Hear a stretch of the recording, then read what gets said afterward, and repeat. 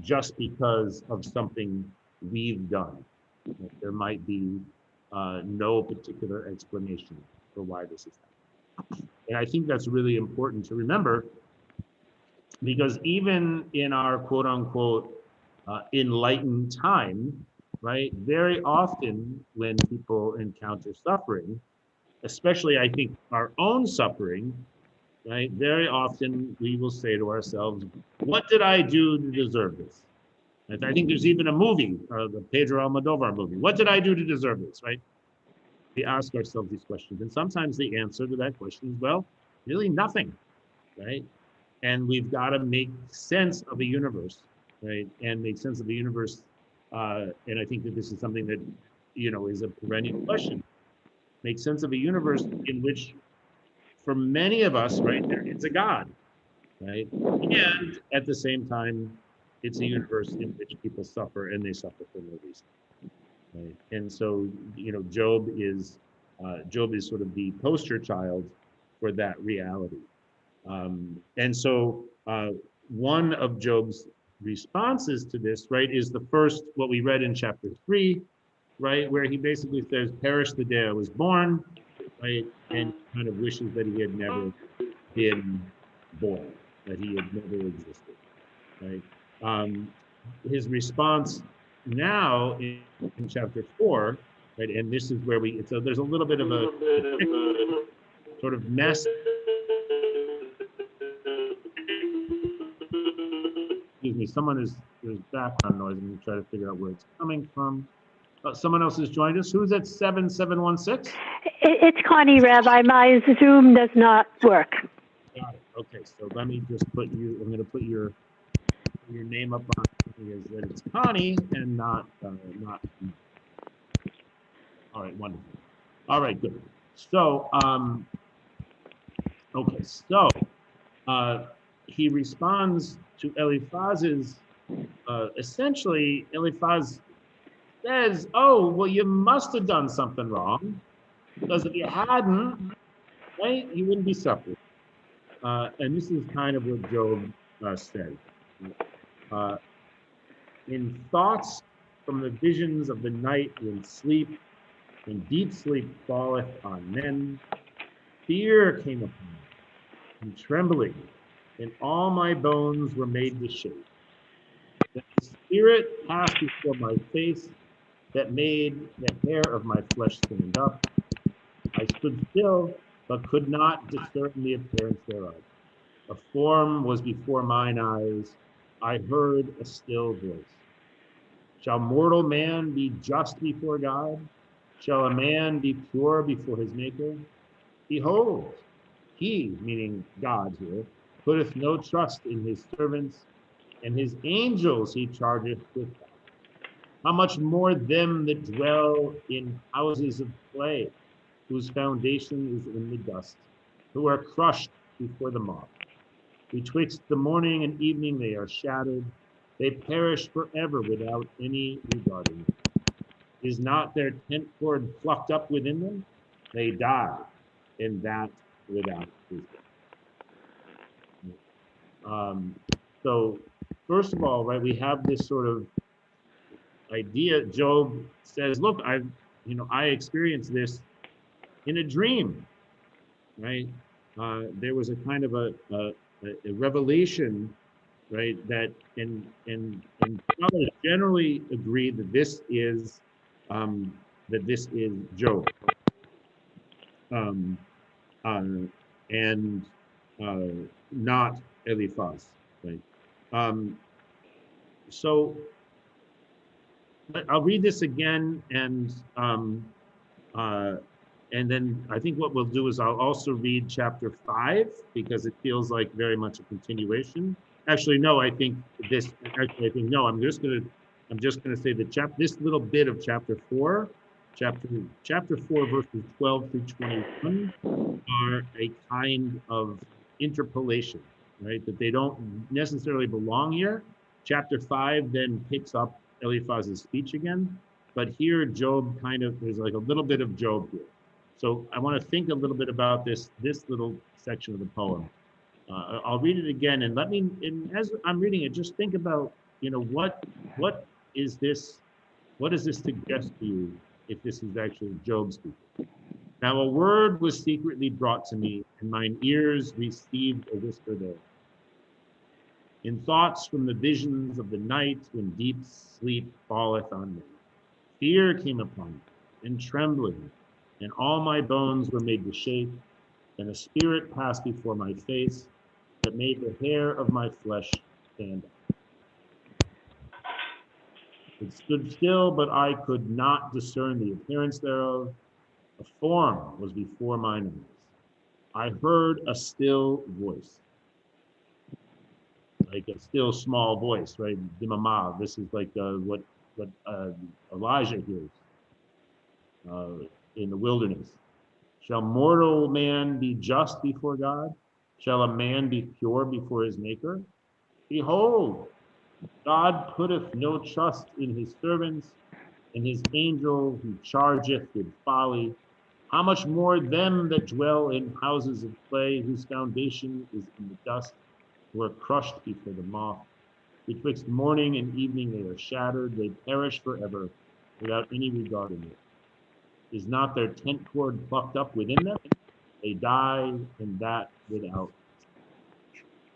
All right, so what do we make of this little poem?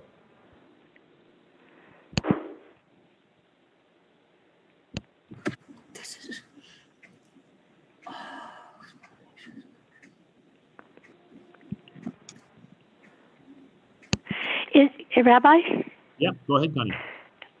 is it futile of man to even think of being saved by God?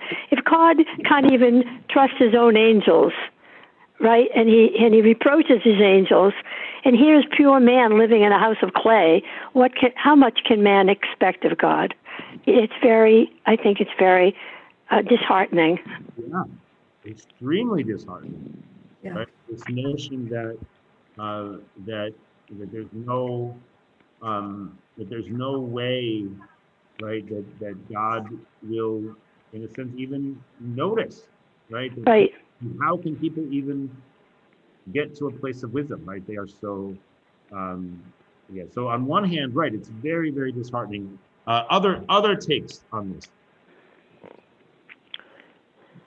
Yeah, it's sort of, if God does not trust his angels, then who can trust God? If you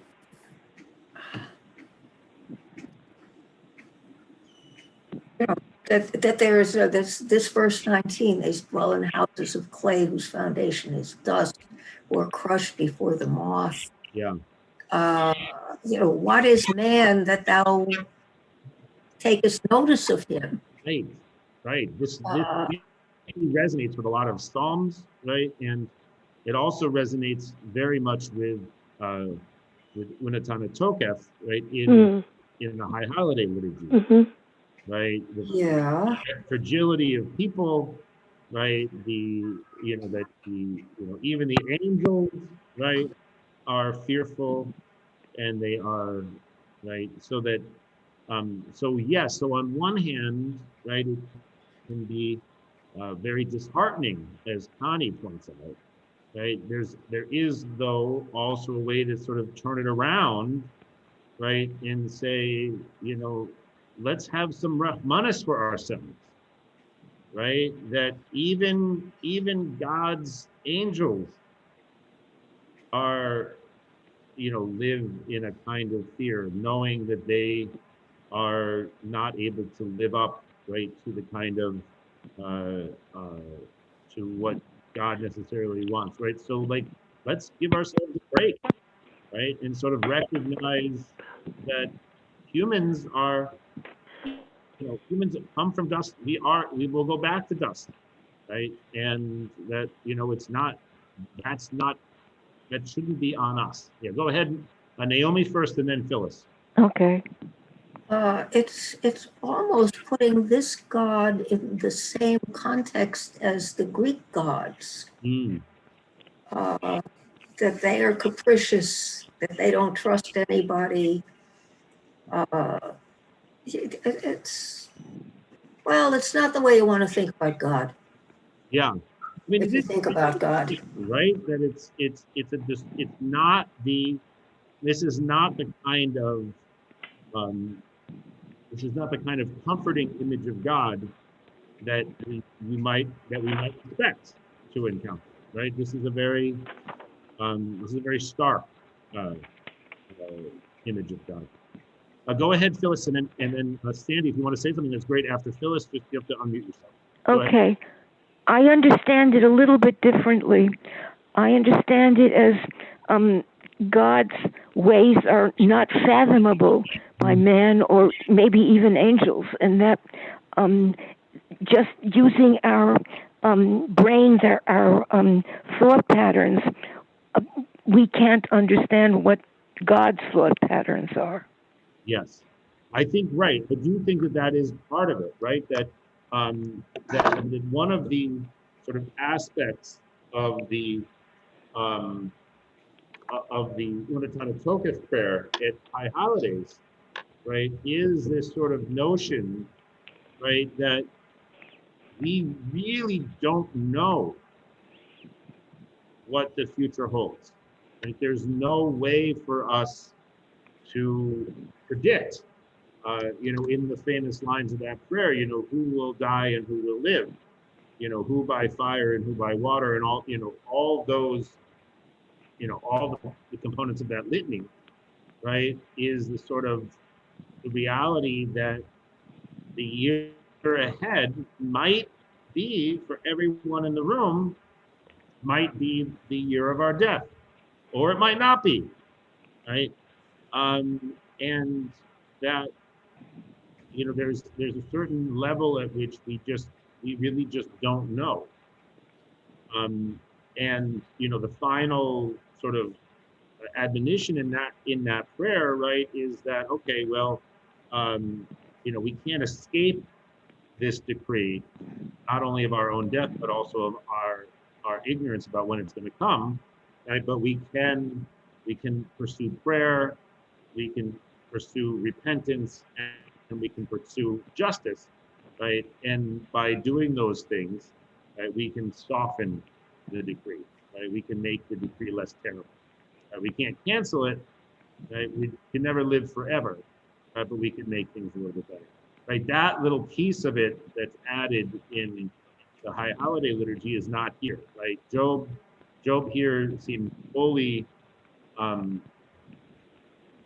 pretty depressed, actually, right?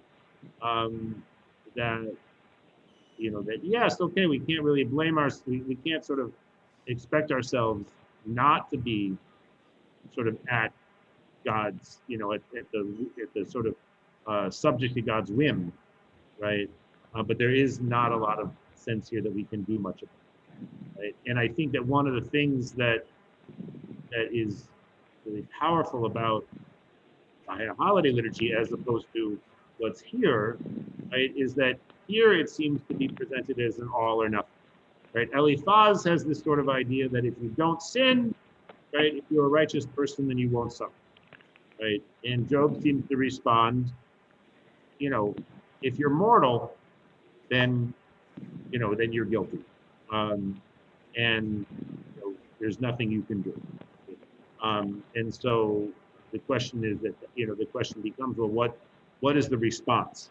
And that's the response, I think, that the tradition offers, right, is that, what we do will not change our humanity or the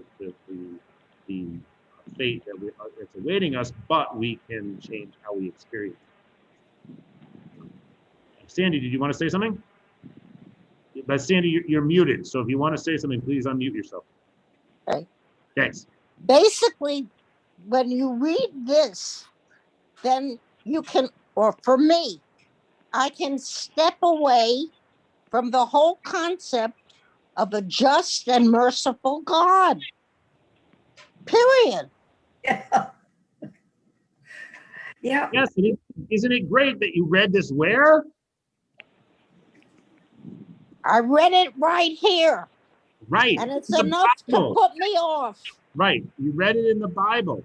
right? And I think that that's what, I think that that's one of the things that's so powerful about our tradition, right? Is, and all the traditions that come from our tradition, right, that emerge out of the Jewish tradition, right, is that right in the midst of the tradition, right, is the recognition that there are moments when we really have a very difficult time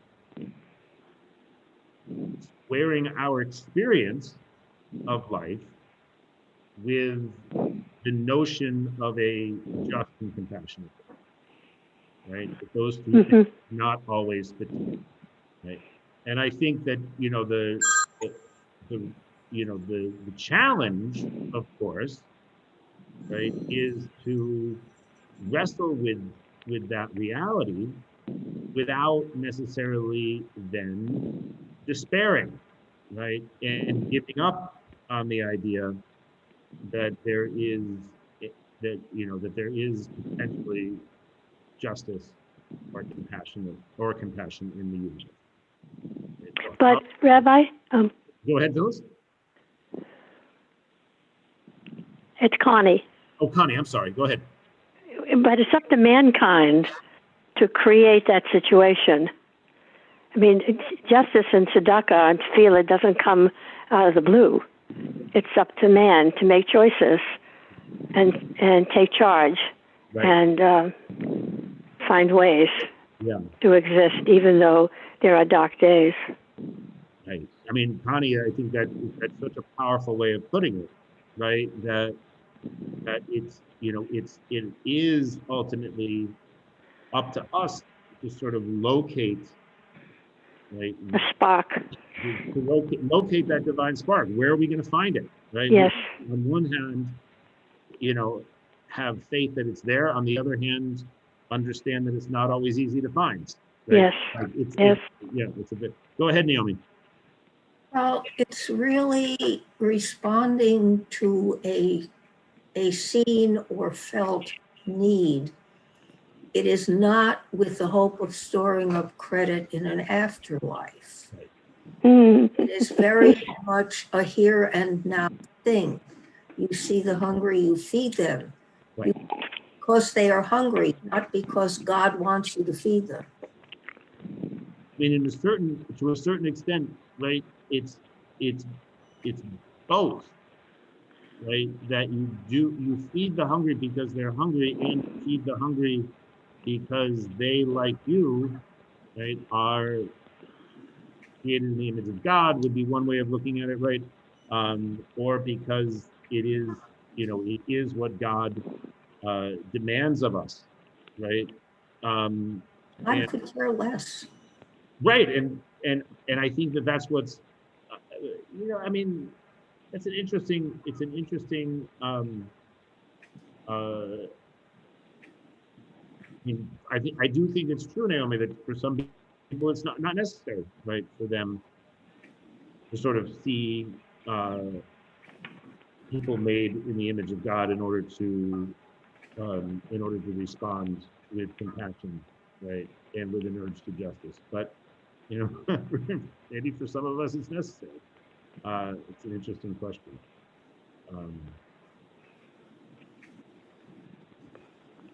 And I do think, right, that in a certain sense, when we respond to the world with the pursuit of justice, right, we ourselves feel that there's a possibility for compassion and justice in the world, whereas if we don't make that effort, right, the world can feel like a hopeless place. So yeah, go ahead, Jeannie. Jeannie, you're muted. Somehow, Jeannie, we're still not hearing you. Hold on. Gina, is your computer audio on? Yeah, Jeannie, we can't hear your words, unfortunately. How about now? There we go. Now you're good. Okay, sorry. That atheists feel superior to people who believe in God, they say that they perform good deeds simply for the sake of performing good deeds. They're not looking for a reward, which is an inferior motivation to doing it for the sake of doing it. Mhm. That's your judgment. Excuse me? I say that's your judgment. No, it's not mine. I'm saying atheists say that. That's what I'm saying. You're judging the atheists. No, I'm not judging. I'm not judging. Now, you misunderstood what I said. I Yeah. said atheists say that that is true. I mean, again, I don't know. I mean, the tradition, right? Jewish tradition says that we shouldn't do mitzvahs, right? Because of the reward, right? The tradition says the reward for doing a mitzvah should be the fact that you did the mitzvah, right? Not that you get, some sort of a mitzvah point that gets you into Olam Haba, right? Yeah, and maybe on the degree to which in a religion people believe in an afterlife, then the good deeds on earth become more important, because no matter how much it's articulated, that may be in the back of people's minds, this reward system. Right. Whereas the atheists say, well, we don't have any reward system. There's no afterlife. We just do it for the sake of doing it. So that's something they feel is superior about these theistic religions. Right. And, and I think that, it's, and I think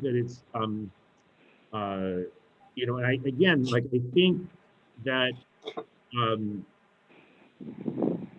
does God exist? Does God not exist? Right? Is not really the conversation here, right? I think it's about, there is a sense, you can just, you can get rid of all of the trappings of God here, right? The angels and God's servants and all that kind of thing, and substitute the notion of the universe, right? Is the universe a place where there's any, where people have any control over the way they experience the world, or are we completely subject to the whims of fate, so to speak, right? And here, right, Job is saying, look, I see, right, that the world is a terrible place, right, and terrible things happen in this world, and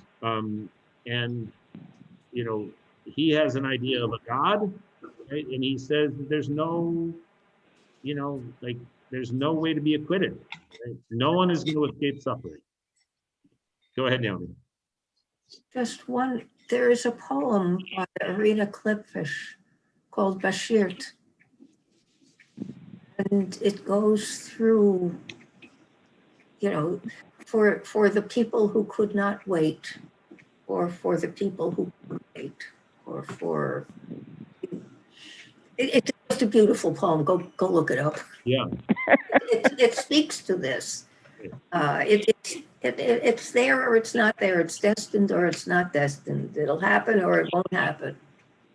I mean, and I think that for a lot of us, right, this is not, on one hand, this is ancient poetry, right, and it's very removed from us. And on the other hand, right, we have, as you're speaking, Naomi, I'm saying to myself, yeah, I mean, we deal with these issues every day, right? Yes. Right? Yes. How do we affect the course of our lives, right? Do we wait? Good, thank you. Do we wait and have trust that things will work out, or do we try to proactively affect how our lives will turn out? When are we active and when are we less active? When are we in proactive mode? When are we in receptive mode? Right? And I think that, so on one hand, this, Job's vision here is very distressing, right? There's no way we can win, right? On the other hand, it sort of says to us, well,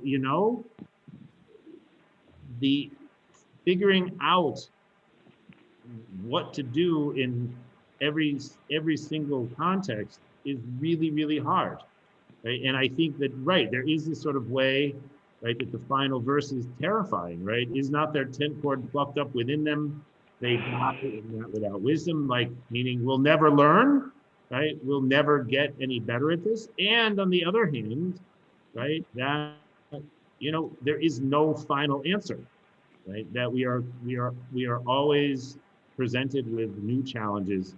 I mean, and I'm thinking of that, just not to put too fine of a point on it, but I'm thinking of it right now, right, where many of us have been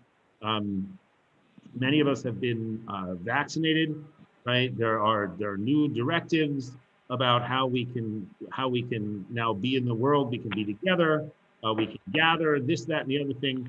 But I, for one, right, am very wary, right? I'm very I'm uncertain about how active I should be about pursuing a re-engagement with the fullness of the world that I was able to enjoy before COVID, and to what degree I should remain in my apartment, by myself, because I'm putting myself and others at risk if I go out, right? I mean, and so maybe that's a small issue, right? I'm not talking about the major sins and major suffering, but it's not easy to stay home, right? It's not easy to be by myself all the time. And so what's the right wisdom in this case, right? And it seems to me that every day we're facing these same questions.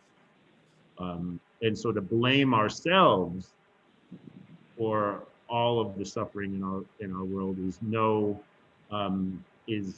better than sort of letting ourselves entirely off the hook for it. Right? But Rabbi, Yeah, go ahead, Connie. but we also are affected by so many other people. Of course. For example, I heard today that there were aides at Hebrew Rehab in Roslindale who refused to get vaccinated. And I also see on television parents encouraging their children to throw masks in the fire. I mean, that's in my world, Right. of which I have no control. Right. Exactly. And so right. So again, like you're absolutely right, Connie. You're adding another layer, right, of the let's call it the Eliphaz effect, right? That you can look at someone, right, and say, oh, they must be responsible for all of the bad stuff that happens in their life, right? And at the same time, you don't know everything that is happening in a particular person's life, and you can't. So what is the reason that a person is refusing to get vaccinated? What are their motivations? On one hand, I think we can say, it's short-sighted and it's not helpful. On the other hand, like, what do we know? It's distrust, yeah. Yeah, right. And how do we get to a point of trust? And how do we try to that sort of issue, right, is this is actually something that also strikes me. If we have this sort of notion that God doesn't trust God's servants, and thus how can even the angels trust God, right? How can we trust God, and how in the world or the universe, right? Again, if we don't want to get theistic about it, and then how do we trust other people? Yeah. Right? How do we get to the point of being in a relationship of trust with others in the world? I think this, on one hand, I think, yeah, okay, this passage is a little disheartening. On the other hand, I kind of feel that this passage is sort of giving us sort of permission to acknowledge how difficult these things are. Right? Not in a despairing way, right? But that even in the time of the writing of the Bible, people recognize these challenges, and we're grappling with them as profoundly as we could possibly grapple with it. Yeah. All right, so let's move on, unless people have another thing that they'd like to say about the rest of this chapter 4.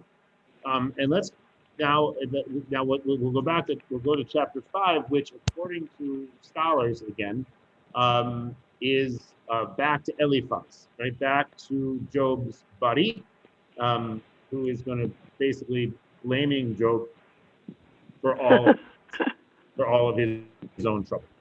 Yeah. So all now, Krana, Hayesh Onetha, is there anyone who will answer thee? And to which of the holy ones will you turn? For anger kills the foolish man, and envy slays the silly one.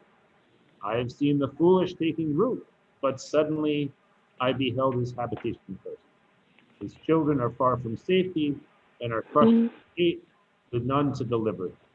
Whose harvest the hungry eat up, and take it even out of the thorns, and the snare gapes for their supper.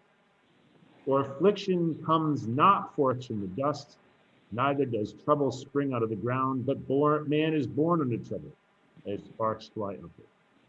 But as for me, I would seek unto God, and unto God I would commit my cause, who doeth great things and unsearchable, marvelous things without number, who gives rain upon the earth and sends waters upon the fields, so that he sets up on high those that are low, and those that mourn are exalted to safety. He frustrates the devices of the crafty, so that their hands can perform nothing substantial.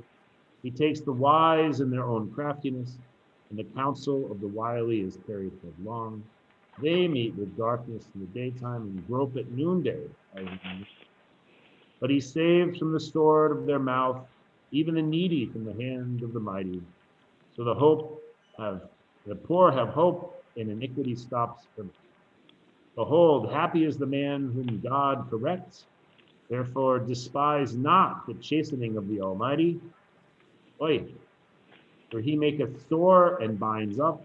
He wounds, and his hands make whole.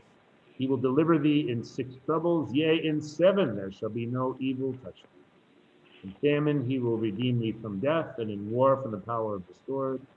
Thou shalt be hid from the scourge of the tongue, neither shalt thou be afraid of destruction when it comes. At destruction and famine thou shalt laugh, neither shalt thou be afraid of the beasts of the earth.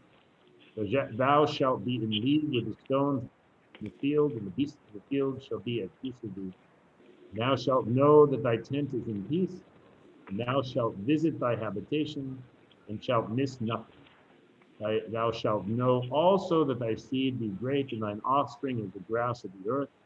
Thou shalt come to thy grave in a ripe age, like as a shock of corn cometh in its season.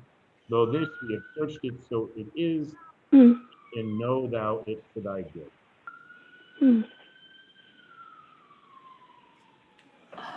Go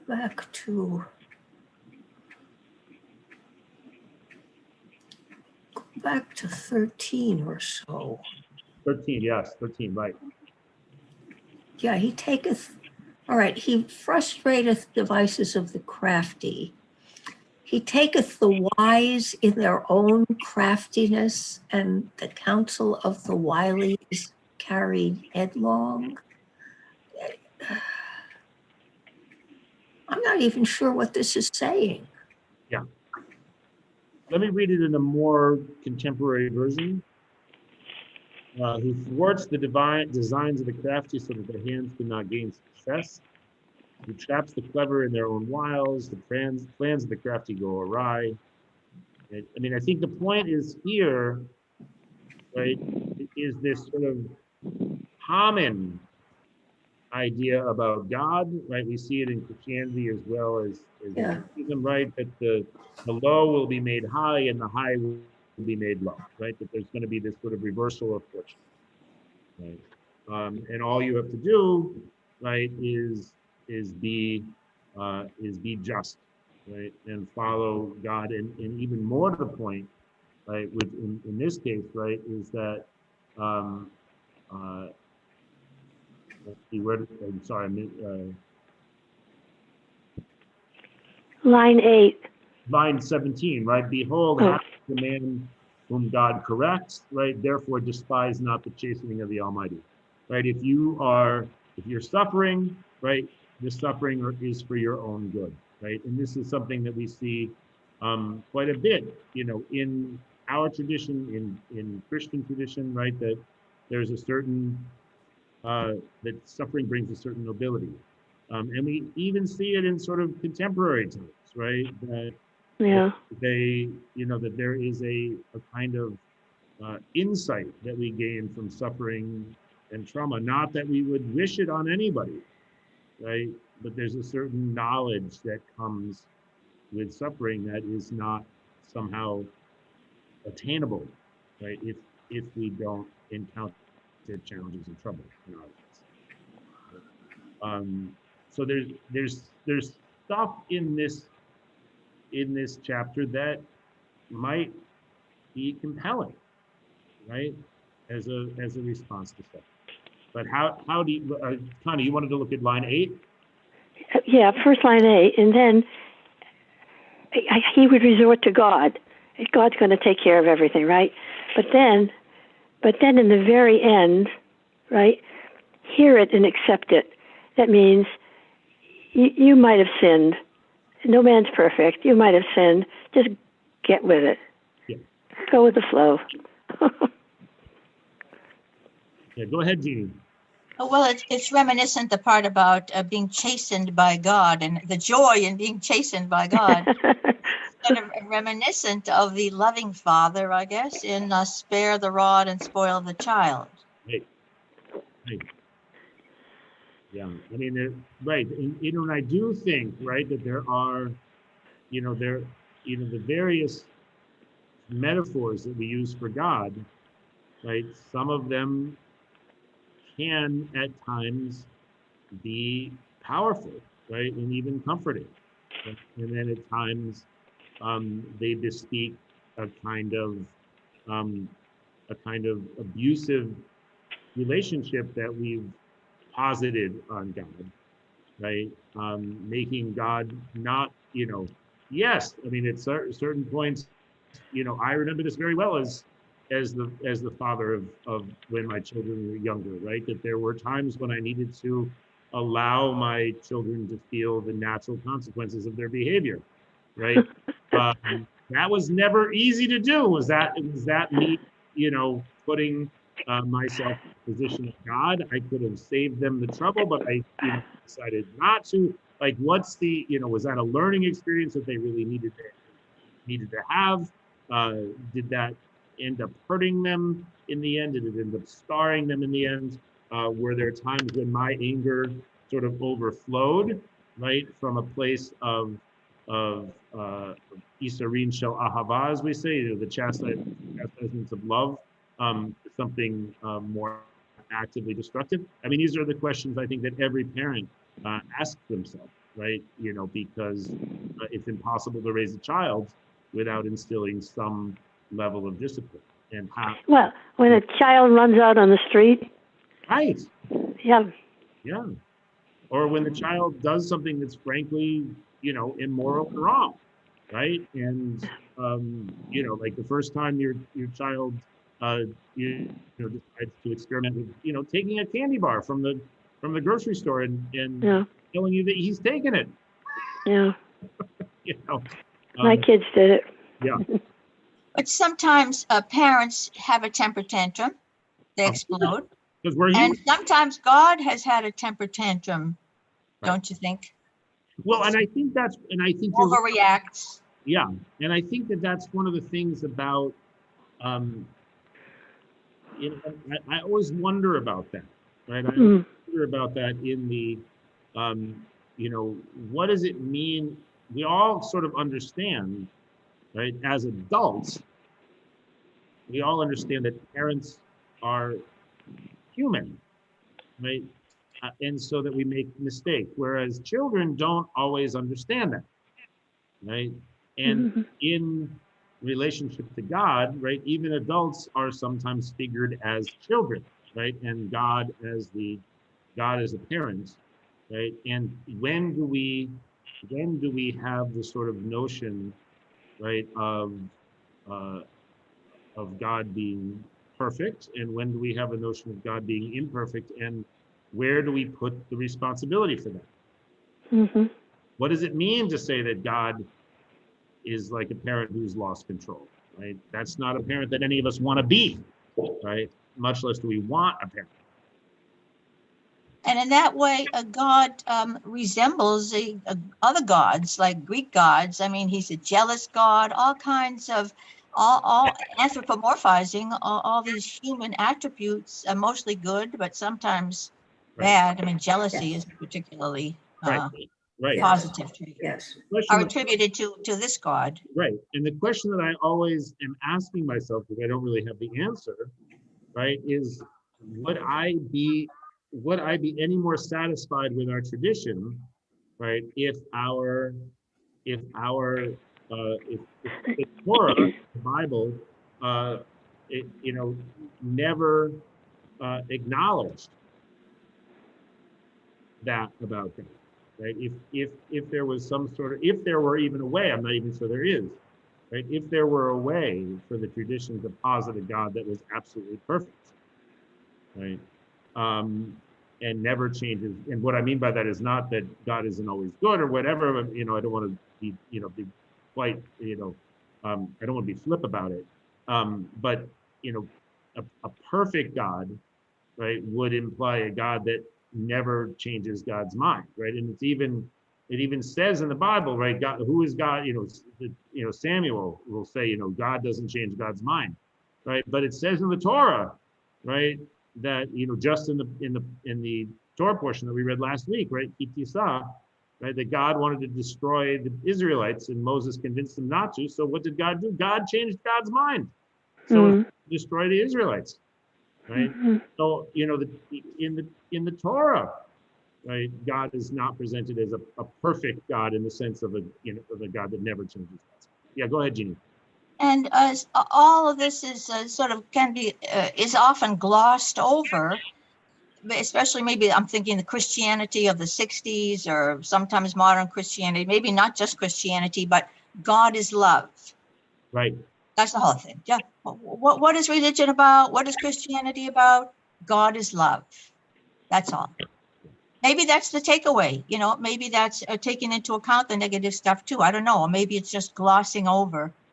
I mean, I don't know. Yeah, I mean, I do think, right, that when people really engage with the text of the tradition, right, it's hard to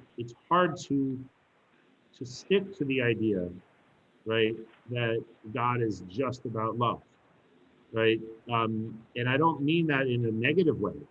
I actually mean it in a positive way, right? That one of the things that one of the famous stories in the Talmud is about the time when some very enterprising people captured the evil inclination, right? And it's sort of like Pandora's box, right? And they stuck that in, and they stuck the evil inclination into a box and they imprisoned it, right? And then what happened? Right? Nothing, right? The world basically came to a standstill, right? Nothing happened, right? And so that there's a way in which for the world to exist, right, we need both poles, right? And in Kabbalah, right, and even in the rabbinic system, right, that God needs to have justice, right, strict justice as well as love, right? There needs to be a balance between those two things. And if it's only love all the time, right, then what do we have, right? We have this sort of proverbial spoiled child, right, that never learns any self-control or any capacity to be focused on the needs of others, right? So, again, I think it's complicated, but yes, Jeannie, I do think there's a lot of simplification that happens, right? Which generally happens from reading only the verses in the Bible that we want to focus on. Happy times. Exactly. Well, right. I mean, and who doesn't love, right? Love. all you need, right? Love is all you need, blah, blah, blah. Right. So, I mean, it's nice to think that way. It's, whether it's, actually true. I mean, I do think that one of the reasons, right, that we, and we'll have to close, right, but I do think that one of the reasons that we focus on love, right, so much is because, at least again, in my own experience, people can be very harsh, right? And we are especially harsh on ourselves. And I think that one of the reasons why Christianity is successful, as has been successful as a religion, right, is because it foregrounds love, right? It reminds people that maybe it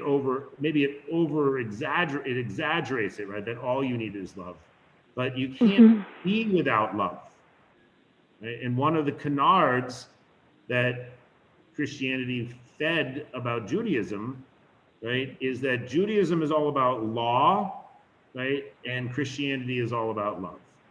Yeah. Jesus is all about love, right? Except that Rabbi Hillel, and maybe this isn't widely known again, Hillel said, standing on one foot, if I could sum up Judaism, it's do not do unto others as you would not have them do unto you. Right. Right, which is justice more than love, maybe, would you say? But I think the point is, right, is that that's a false dichotomy, right? It's impossible, right? Because even Jesus himself, right, in the gospel says, I did not come to undermine the law, right? I came to fulfill the law, right? So, so the antinomian aspects of Christianity are sort of a little bit later than Jesus, right? And so it's not true that Judaism isn't about love, and it's also not true that Christianity isn't about law, right? It's but in the popular imagination, right, it's always easier to have one be about one thing and the other to be about the other, as opposed to recognizing that they're both striving for a balance. Yeah, go ahead, Naomi, and then we'll have to stop. No, Phyllis had a hand up before. No, that was because nobody put my hand down. It seems to me that somewhere Jesus is also quoted as saying, I bring not peace but a sword. Mm-hmm. Yes. Right. And I can't pretend to know what that is all about off the top of my head. I'd have to go back and look at it. Sure as hell brought a lot of swords to us. Yeah. Well, absolutely. Right. Constantine's sword was not positive for the Jews, right? It is. It's directed against the Romans. Well, right. I mean, I think you're exactly right. Is that before Rome adopted Christianity, right, as its official religion, right, the Nazarenes and the Jew and the rabbinic Jews, were in competition with one another, right? But they were sort of more equal. As soon as Roman power was allied with Christianity, right, then not good for the Jews. Yep. Whether it's good for the Christians that's a whole other story. But when I say Constantine's sword, I'm not talking about Constantine himself so much as about that's the name of the book by what's his name, James. Yeah, the priest, right. the former priest. All right. Begins with Carol. James Carol. Yeah. Carol. Yeah. All right. So to be continued. So we will. We can look at chapter 6 and 7 next week, just to sort of get a sense of the rhythm of the book. I don't think that Job is a very long book, so I don't think we want to. I will get. I'll get a reality check from you right now. I don't think we necessarily want to, read all 40-something chapters, but I think we will have a look at what Job's response is to Eliphaz next week on the topics that he wrote, that he raises, and then maybe we will skip towards the end, right, where we get to God's intervention in the debate, right? The structure of the book is basically that, and there are some textual problems but by and large, each of Job's friends has a speech where they blame Job, and then Job responds to their argument. So it's a philosophical argument throughout the book, and then God shows up and blows the whole thing out of the water. So we will we'll look at Job's response next week, and then maybe get to God's response from. We'll see. Maybe the week after that we'll do that, and then we'll switch to Pesach. Great. All right. Okay. Thank you. Thank Thank you. you, Rabbi. All right. Be well. Bye-bye. Sarah, for joining us. Rabbi, can I ask you a question? Yes, of course. Have I asked you to do a Mishabera? No, you haven't. Can you say Mishabera for my granddaughter, please? She has a brain tumor, Oh, I'm so Oi. to hear it. Oh, and her name is Rena Sarah. give me 1 second. Okay. Write it down. I have to find my. Hold on a second. I don't know.